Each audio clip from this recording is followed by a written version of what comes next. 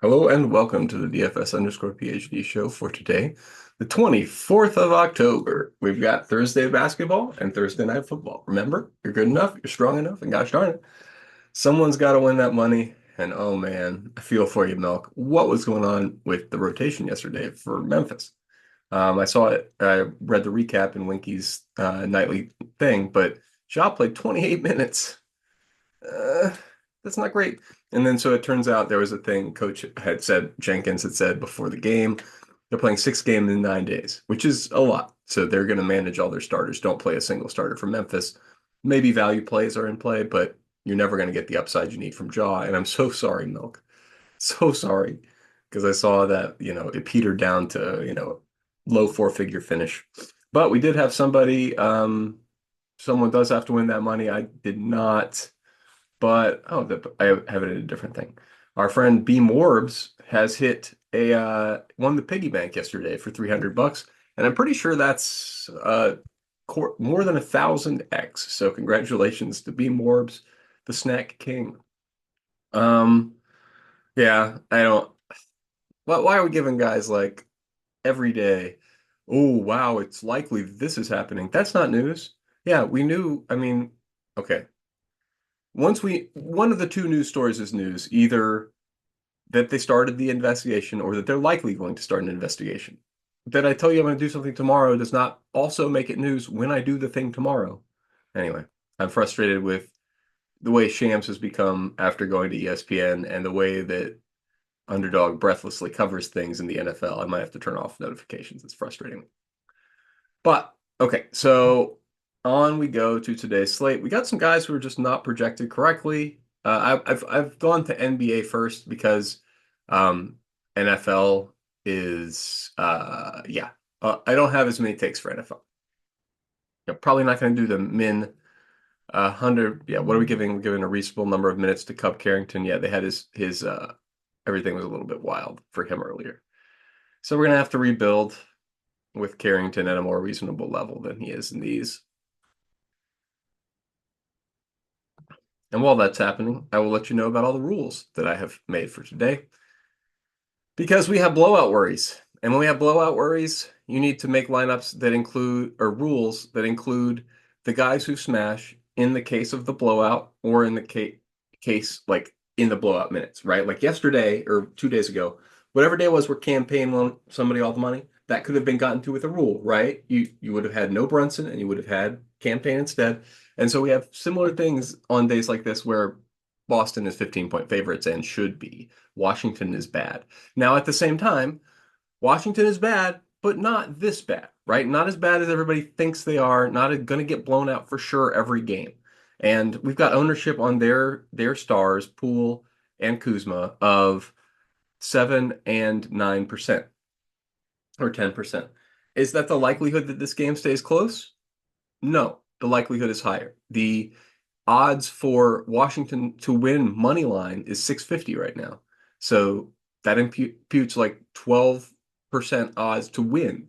So I'm thinking that means like 24% odds to stay close. So I'm only going up to 20 because I think that's a pretty huge stand already. But a close game, Boston is prone to overlooking teams and getting beat, like just getting smashed, even on their home court. They will play up to their opponents and sometimes play down, and also they're shooting threes. So sometimes they're just not going to hit every shot. Like people are going to really play into that because they beat the heck out of a really good team or a better team in New York. But I don't know. So that's my first rule, blowout rule, which is max one of Tatum and Brown and Pritchard. That's the way I'm doing the blowout. And then similarly, if you want to, because I think Kuzma and Poole need all of the minutes. If it's a blowout and they don't get all the minutes, they are in trouble. And so I also have added a maximum one of Pritchard and Kuzma and a maximum one of Pritchard and Poole. And that's how you make it so it's exclusively blowout tiers, right? Like you need blowout groups ideally, but I don't have group rules. I mean, I don't know how to do that. I should probably just figure out how to do that with a different rule. But anyway, so we've also called in our max 2 out of 3 Minnesota bigs rule because I've already told you, yes, the Nas thing failed. The Nas thing failed so bad that we get to do it again at very low ownership today. So that's the way to feel about that kind of thing, right? Like, did it fail because the rotations were different than we thought? No. The minutes added up to 95 out of 96 expected. That is the rate at which we had success with the Minnesota rule. Yes, the unexpected parts of the rule did not pan out on the last slate, but we are not no, number one. Let's run our contest sims. This is absurd. We're never going to have an ROI thing that suggests to do this ridiculous level of concentration. But anyway, so what have I done here? I lost my train of thought there. Oh yeah, Horford or Kornet. That's the other place where we weren't wrong. We lost. Yes, I remember we lost. Kornet did not get there, did not. But the reason he didn't get there was did not play in blowout, like at all. Kornet did not get a blowout shift at all. So if it doesn't blow out, Kornet gets a shift there probably. I mean, it's possible, and I mean and this is minimal, right? We did not have Horford get in foul trouble or get played off the court, both of which I think are possibilities for Horford. Don't think he's that amazing. I mean, with 30 minutes, geez. We had Horford playing in garbage time. Huh. Brown. Yeah, Tatum wasn't playing. Horford, Brown, and Holiday. I guess that's when Tatum and Kornet were going to have their natural shift end. But anyway, that's when we first started seeing Tillman at the 5, which is what I was worried about. That's what I thought we were seeing here, but it wasn't. This was Tillman at the 4 still because we had Horford come back in at the 5. So we did have a straight split until the fourth quarter of Horford and Kornet of the 5. So that's why I think Horford foul trouble does indeed result in a mega smash for Kornet. So I have Kornet built in as one of the best values on the slate, despite the fact that he is 1% owned. So just grain of salt for everybody, grain of salt. I'm out here on my own. I understand that the props do not support it, that the playing time from the one game sample we have does not support it, but you saw the popcorn machine. There's a reason I'm here. There's a reason I'm going to do this play, and I'm going to do it at least 10x the field because I think there's a 15% chance that Horford gets in foul trouble. He had a pretty good game 1. What if he doesn't have a good game? Like just not even getting in foul trouble. Horford, pretty old, could get blown by a lot. And I mean, not that Kornet's way better, but a little faster, a little younger. I don't know. Okay, so Cub Carrington, if he starts, is obviously the best value on the slate, and you slam him. Strawther, 27% owned, but we're getting the projections are just not right. Like the number of minutes is like 20. I think it's 24. I think it's more minutes. I think he's earned more minutes. He's looking good in the preseason. So we've got a few cases like that. DiVincenzo. This is one where I was just like, what's going on? I assume Saber Sims will fix this, but I don't know what's going on. He played 32 minutes in the first game, and he did not. It's not like he was hot, and so you would assume his regular minutes would be 28 because and then he got extended because he was hitting shots. He was 2 for 8. He was garbage. I mean, he was like 0 for 6. I was watching the game. It was terrible. It was killing me.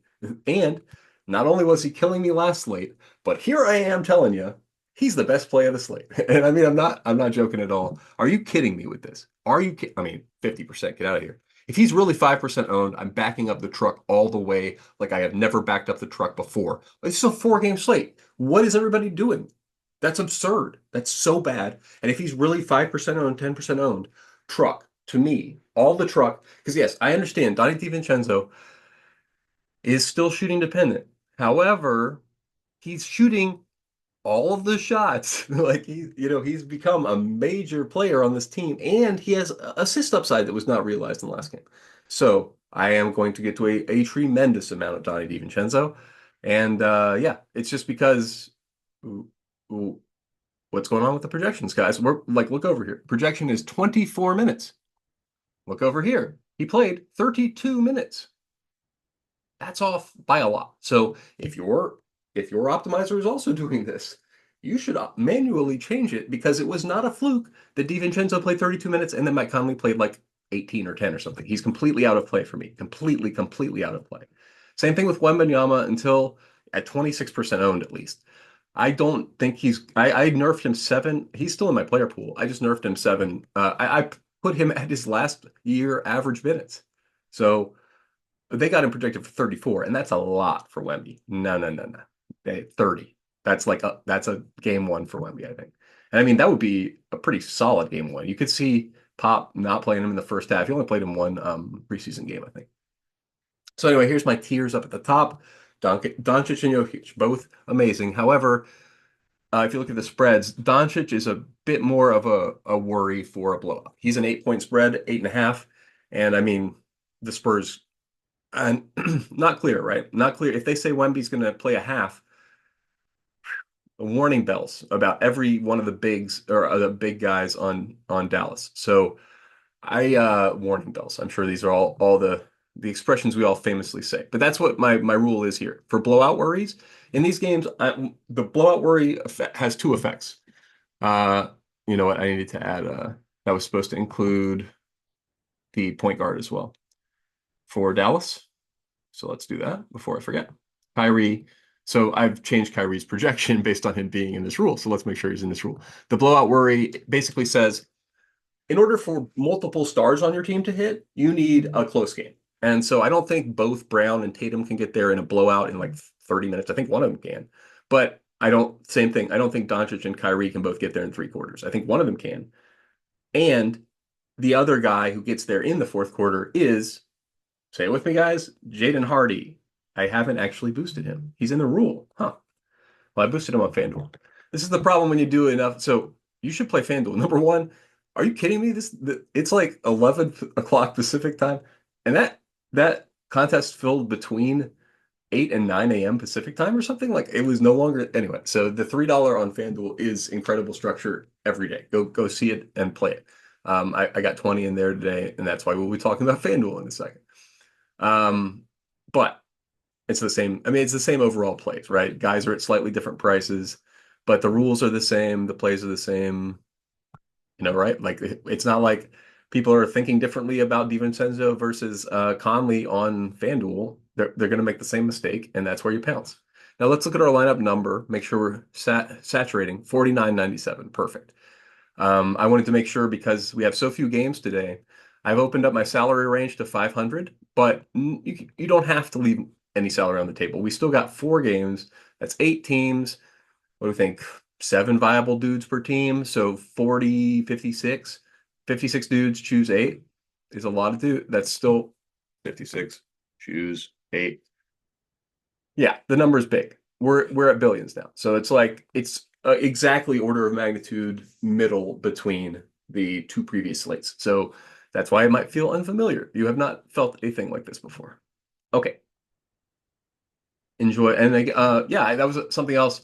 B Morbs, who won, he hasn't reported back about the swap, like how the swaps went, but he did do 2 swaps. So did skip the mini swap in between he did the 2 main swap times like 5 and 7 or whatever it was. So I love it whenever I get process notes from the actual guys who take down. That's awesome. That's what it's all about. Okay, so did I want to have 70% Kyrie? Nope. That's obviously an artifact of the thing I just did. So we'll pop that down to a cool 30%. Seems more reasonable.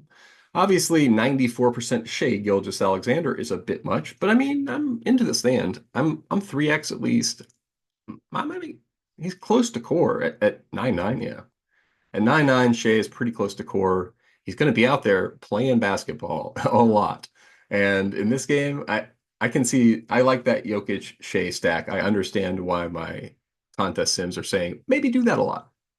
So yeah, we're gonna maybe do that a lot. For at least like probably a third of my lineups are gonna be Shai and Jokic stacks. We're jamming Cub, but right now that's because the pool has too much Cub in it because I had a minimum. Didn't I rebuild that? I thought I rebuilt since that. But earlier, the projection was for him to get 3 or 4 more minutes, which makes him by far the best play of the slate. I think I didn't really agree with that at the time. But if everybody was going to jam him, I'm going to jam him. We don't really have better value today, right? Besides that, what we got Strawther at 27%. Okay. But we're really squinting. We're really almost immediately grasping at straws. Tatum is a little cheap. That's the one reason I was thinking maybe we don't do the Tatum Brown rule because, well, that's the thing. Brown is not cheap. Like, so I kept with it, but you can not do it if you want to. It is definitely questionable. Um, oh, right. But if I'm gonna do the rule, I need to bump Brown a little bit up. Uh, no, I'm just gonna go with their natural things. Tatum is clearly a better value than Brown at this particular juncture. And yeah, you can. My rule with shooters I've been mentioning in the Discord a lot is 5 to 15%. That's for me. I'm a shooter. I go out and play and shoot threes a lot, and about 5 to 15% of the time, you can't touch me. Doesn't matter what you do. I'm going to scorch you. So That's the situation with shooters. I don't know what it is about them. They don't know what it is about them. But when they're in the zone, you need them on your team because they score all the points. And that's what happened. Who was it down the stretch? There was somebody who was just murdering the slate at the very end last night. So you always love a late night hammer like that. Nas Reed, obviously part of my rule, so I've boosted him. DiVincenzo, mega boost. Play of the slate for me. Like if he's really going to be single digit percents, the mistake of the season. The mistake at 5,200, just because he had a bad game, mistake of the season. I mean, what was his rate last year? Like, so if we go to, this is one of my favorite things to do, and I haven't gotten to do it enough. So I'm going to Roto Grinders. No, not premium NBA. I want to do a recorded Court IQ. I'm not trying to pay for stuff. What's this about? Oh no, did they put it behind a paywall? That makes me a little sad. That's one of my favorite things. Oh, got it. Oh, is that where it is now? Lineup HQ? Oh no. Well, maybe I just, okay. Well, I thought I had Court IQ up on a different, I definitely did it this year. Well, okay, we'll find out. I'll be very sad if Court IQ is going behind the paywall, but I should probably pay Roto Grinders. I've been using their stuff for years. Okay, can't blame them, but yeah. Don't have anything more to say about this slate. You give, oh, we weren't wrong about both sides of Horford, right? So both Kornet got all of the minutes, so we're going to jam 10x Kornet. And Horford had a higher usage than we were expecting, both shooting his threes and he's the 5, so he is going to get a few rebounds. I don't think he cashed that prop. What was Horford's stats? Yeah, he was only around like 5 or 6, but he was a little higher than his long-term 3, and his average from last year was 3. I'm expecting him to go back to the 6 level more in the future, so I'm expecting a few more rebounds from Horford. He is just standing outside. I have seen that. He's kind of playing more the course, but kind of like how Porzingis played, but I think eventually you're going to realize he's not Porzingis and maybe not playing that way. Okay, Strawther. Okay, I think I've talked about all these plays. What's my highest and lowest leverage plays? I've talked about the highest ones. Yeah, Shai, I'm jamming him. I just don't get it. Why are we not jamming Shai? He's gonna score a zillion points and play a zillion minutes, but we're not projecting him for minutes. 36. Yeah. I don't get it. I'm jamming Shai. I mean, like, yeah, he has no blowout concerns. This Shai Jokic stack seems great. Strawther's the way you afford that. Cub is the other way you afford that. And then beyond that, you're just tossing a few darts on which other games you think about. Okay. Or which way?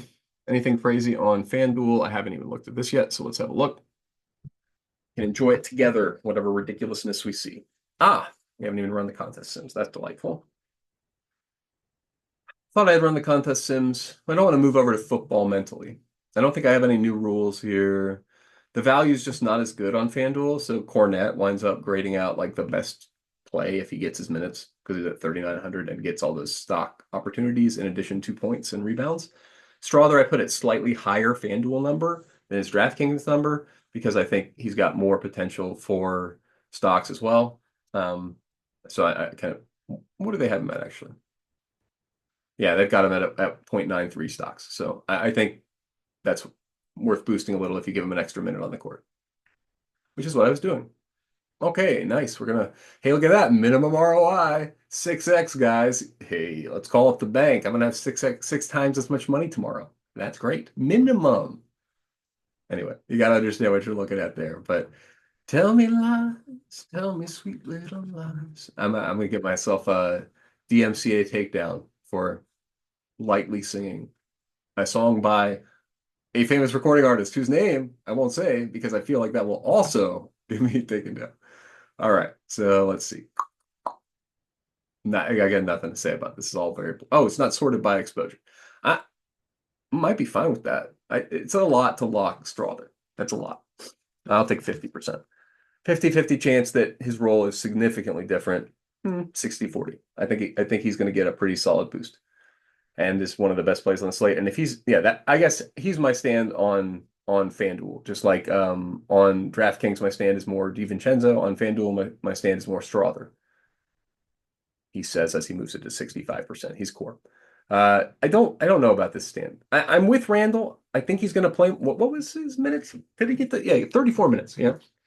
Randall's stats. That seems about right. 34. That's what he saw. Didn't play very well. I think he could get a few more minutes, but this is in 34. So I just think he's going to be slightly higher usage in 34 minutes than 1 point per minute with this team. He's got to be one of the stars, but at the same time, my confidence is about 30%. So that's where I will place him. This is why I love MME, right? Like, can't be wrong. My confidence was 30%, right? Like, either the majority, 70%, is right, he was bad, or, oh, geez, 40% Poole. That's what we're doing. Hmm. No, that's not what we're doing. You know, I like the play, but 40% Jordan Poole. I'm never at that kind of pool party, guys. I've been to too many pool parties like that. I know how they turn out. There's not, I don't think there's a 40% chance that Poole plays all those minutes. We already went over. I think it's about 20. We had an exact percentage from earlier, actually. It was 26. So let me pop him back to 26. Hey, anytime you work out, that's why it's great to impute stuff from odds like that, because then you can immediately just put in 26 every time. That's why I do a lot for UFC slates. But it's also kind of like what you do when you don't know anything, right? You're just uh, you're using implied odds to be your entire goalposts. Nas Reed, I guess Caruso's a pretty good bet. Yeah, Caruso's super cheap.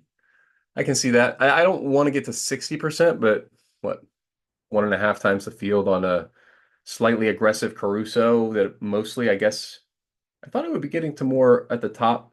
Did I not boost Shai? I didn't boost Shai. I need to boost him. I think he's a Tatum level guy these days. So I got to boost Shai, which still didn't give me any Shai. That's surprising. Okay. Let's see. Boop, boop, boop. Highest and lowest leverage. Strawther, Donte. Yeah. Yep. Okay. Jam the studs and pay it with value. Do not jam that stud. Wembanyama, do not jam Poole. Not at the pool party. Not at the Jaylen Brown party. What are you guys doing? Like, okay. Don't play shooters at 30 to 40%. Don't do it.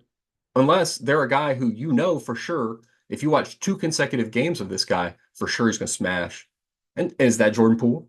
Is that Jaylen Brown? No, it's neither of those guys. So you got to keep your shooters and your shooter percents in check. I'm going to just pop a max. I don't like them being heavily owned. That's ridiculous to me. Yeah, I know Jaylen Brown could definitely destroy the slate, but no, I'm not going to allow 30% Jaylen Brown's absurd to me. 15% at most. I might have been the 16. Let's do 15. I'm just not in the mood. Not in the mood for these hijinks. Okay. It always works out like this. You think I'm going to look at these lowest leverage plays and be like, oh, what an accident. I want to pull in this play. But no, I'm just like, oh, get him out of here. Garbage player. I don't want any of that guy.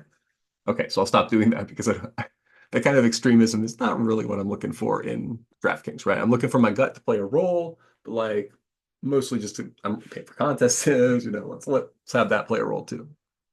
All right, let's get the contest sims going over on football, which I gotta say, the vanilla's fine. I don't see much. We got questionable guys, but pretty sure we know what we're expecting. I think I saw a late pop up with Puka maybe gonna play.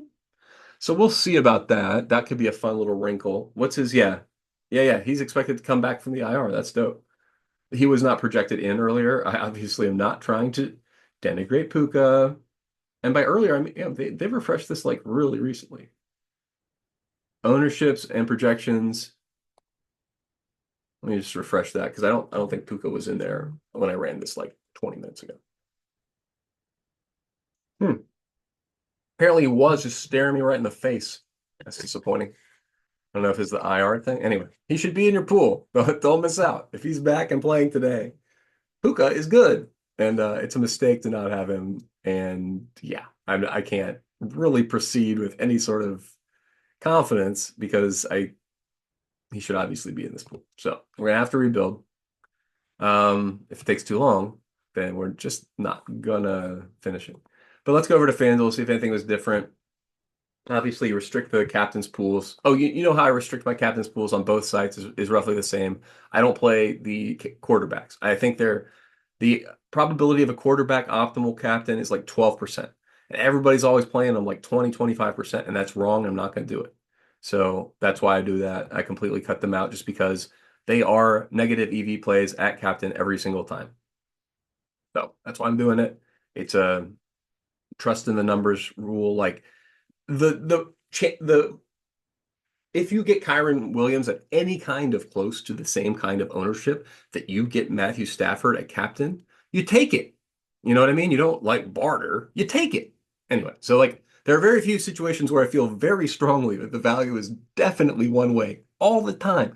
Maybe I would leave a captain quarterback if it's a much maligned quarterback, right? Like if I can get a captain quarterback at 5 to 10% or something, then fine. But that's positive leverage, right? 12%. It takes a lot though, right? These quarterback ownerships are very high. So that's why I'm almost always, and yes, I'm not saying I don't like Sam Darnold. I like Sam Darnold. I expect him to score a lot of points tonight. Put him in the flex. Keep him in the flex. But if you want to win any money at all tonight, then you must not have him captain because they're just going to chop a zillion ways and in a situation that's super unlikely to happen. So do not do that. I guess we probably don't have Puka in here either. Great. Okay, so that means we can just forego the contest sims for a complete rebuild, which we probably need to do anyway, because if Puka wasn't in there, that means all of our wide receivers for the Rams were wrong.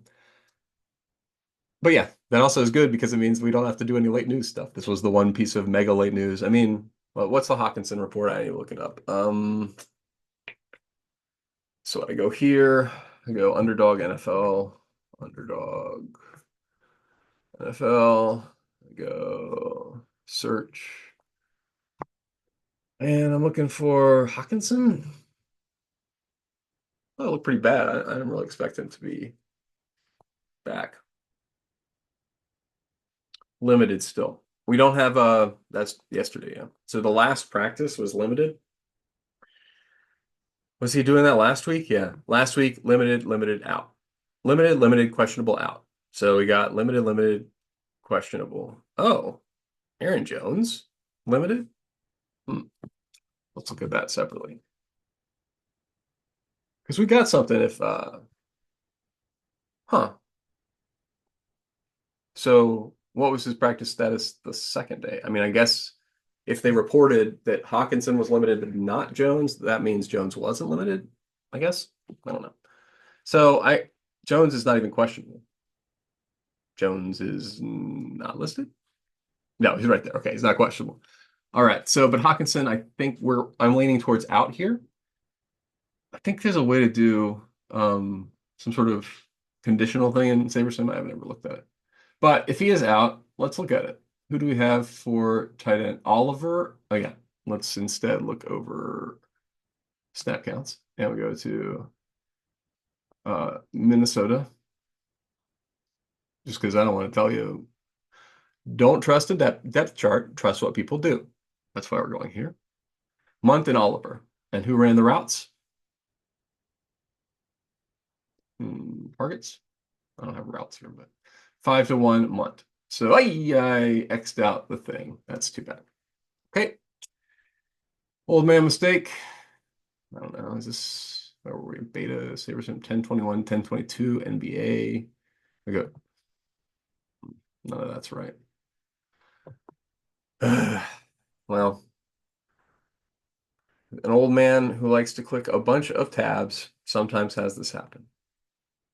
Okay, this is yesterday or recently, 2 days ago. I was like, I don't think it's actually yesterday.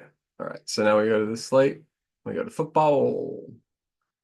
And we have a look because we think that Hockenson will probably be out. And we want to have a look at what value that opens up. Also, we're going to run the contest sim on the case regardless because we have now got Puka in there. Okay, and I wanted to, yeah, I wanted to go to the flex and I wanted to go to, right, tight ends. And I want to see where is Munt. If he's cheap, we got something. 2,800, he's cheap. He's cheap. He's cheap and he's 5% owned. We got Munt. Hey, it's like Sims. If you've listened to my Madden Sims commentary for long enough, if you need a punt, consider Munt. And that's the slate. If Hawkinson's out, he's not a punt. He's like core, right? Like Munt is going to be getting 5 targets, and if he gets 5 targets, what we project him for 0. His current projection is 0. That's wrong. Don't project him for. Is he hurt? No, he's not hurt. Don't project him for 0. I mean, like he was getting targets in the other weeks, right? Yeah, I mean he's been getting. Wait, Hawkinson's on Detroit. This is wrong. What's going on? Why is this Minnesota at the Rams? Yeah. So Munt is the backup. It's just, am I saying the wrong other guy? No, Hockenson's not on Detroit anymore. He's on Minnesota. Okay. Yeah, if you need a punt, consider Munt. But I don't understand why. Oh, right. Hockenson has not returned yet this year. That's what I'm seeing here, and it's kind of concerning me. So we don't really know. My guess is that okay, if Hockenson is back, Munt is still not a zero. Munt is going to get this all over role, so he's going to get a smattering of targets. So regardless, don't have Munt be zero. That's a mistake, and I assume SaberSim will get around to not having that eventually. But if they don't, 2.5 catches for what, 10 yards, 3.5 points. He's a pretty good. Well, guess that's not that good of a value. 2,800. Okay. So then let's see how that looks with Oliver as well. I was getting 15% if he was projected for zero. It's weird. I don't know what's that about. Okay. Yeah. So Josh Oliver, in the case that Hawkinson's out, 1,800, so kind of in play. Let's look at it again. On the targets, he's getting one target. So in his one target, he might catch it 0.5. Not that great a value. Can't really get them Oliver either way, probably. Okay, so Oliver's out of play, but in the case where Hawk is out, you should definitely jam Munt. And in the case where Hawk is in, Munt is like probably out. So, but I'm gonna do Hawk out for now because because I'm not gonna be around my computer later, and if Hawk is out, I can't update my FanDuel lineups, and we'll have to do it manually. So that's the real reason. But I guess this is the DraftKings side. So and did I fill my lineups again? How do I even see that? We go like this. No, if we go like this. Poole, 5,000. Okay, good. And it did not run a contest sim yet? Didn't I click that? I guess I yammered a bunch. Okay, let's go back over here and do the FanDuel side, see if we got anything. Oh, where Munt is at and stuff. On the contest sims, let's go to Munt, see if Munt is closer to cheap. But also, like, these pure punts don't work as well on FanDuel. Yeah, and they got his projection over here too. So that's a fine projection. Why isn't that over on the other side? Boop, boop, boop. All right, I don't think I'm going to see very much here. Let's see what I got for FanDuel MVPs. And then, oh, you know what? Yeah. Addison, love it. Jones, Cup, Kyron Williams, no surprises. Play the guys who score the most points. It's FanDuel. Don't mess around. Try to match them up. So think the percentage you think this guy scores the most points, make that the percentage of your lineups. That's what I mean when I say I like to play many worlds. This is the closest where my philosophy from quantum mechanics and my ability to gamble get to meet. So that's why I mentioned that a lot. But I like to bet on the futures that I think are most likely, and then it should win. Okay. So over here, my most likely futures. Come on, dude. I definitely clicked the contest button this time. Does it not have it? No. I'll click it again, I guess. All right. Well, I mean, do it this time. If they don't do it, we'll be done. Yeah, I already told you the guys I'm going to play here at the top. I thought it was weird that all the kickers are so low owned. I mean, how many slates have we seen this season that like kicker optimal, right? It's not 1%, it's like 5%. So I'm definitely playing kickers in the captain, but I'm running 200 lineups across a zillion contests. So that's why I'm running kick. That's how I can get to 4 kicker captain lineups. It's because, yeah, I'm playing a zillion of them. But anyway, I'll let you guys know in the Discord where my final exposures wind up. But I mean, I can't imagine contest sims are going to be like fade Kyron Williams or something dumb. That would not be a positive EV move. So let's have a look. I'll give him a sec. All right, these are reasonable. I don't know if I like it that they're reasonable, but that's the other thing we can do is limit. Yeah, I like this step that I've started doing. So I like using their dupe filter, but not as an actual dupe filter. So it's wrong. You can assume it's going to be wrong and just assume number of dupes should be less than, and then just choose a number and see how many lineups it eliminates from your pool. So I chose whatever 1, and okay, it eliminated 1/4 of the pool. So that is telling me I've eliminated my 1/4 worst EV lineups. That's exactly what I want to do. So now I have my highest ROI amongst my lineups that I think have the lowest, have the least chance of chopping. So now let's go over to FanDuel. I wonder how this works on FanDuel. My projection is still zero? All right, something's going wrong over here. I'm going to give DraftKings a second because they keep updating my projection to be zero. And I just changed it seconds ago. Okay. So over here on FanDuel, oh, good. We love a median of negative. Go ahead and fix it, right? I mean, you don't think we can fix it? We have to do the negative. All right, come on, sort by ROI, but not negative. How are all of my lineups negative? What? How's that? Oh, Poole 25. I have severely constrained something somehow. What? So my MVP pool has a bunch of guys in it. My any flex pool has almost all the guys in it. What's going on here? All right, I'm getting some weird behavior. I know it's not entertaining television, so or entertaining podcast, whatever. So I'm gonna call it here and say you're good enough, you're strong enough, and gosh darn it, someone's got to win that money. Might as well be us. And hey, 500,000 or 100,000, I'll take either one.